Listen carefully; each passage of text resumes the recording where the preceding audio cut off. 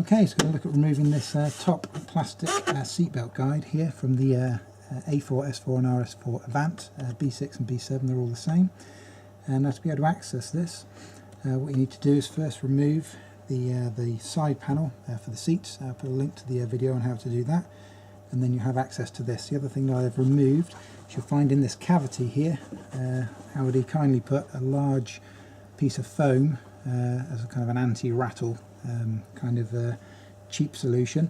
So pull that out, put that to one side, and then if you have a look up on the inside, what you should be able to see in there, hopefully you can see, is we've got two screws, flathead screws, one here at the back, I'm working on the screen, another here, and then in the middle of that, a little plastic tab.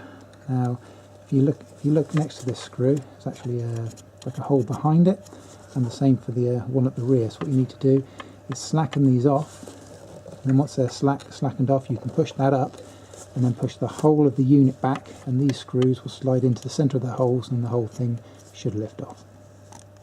Okay, so we're going to slacken off the screw, the crosshead screw that's up underneath.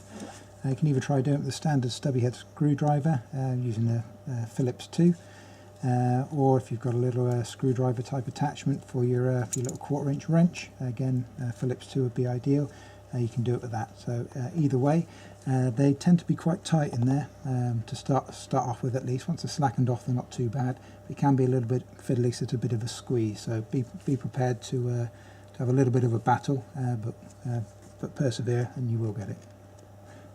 Okay, so I've slackened off the two screws that are on the underside. They're still attached, they're just slack. I'll just move this seat belt off a little bit so you can see. Now remember, I showed you underneath there's two screws and a little plastic tab. So what I need to do is make sure I push that plastic tab up, push the whole thing back towards the rear of the car, and lift up, and he's removed.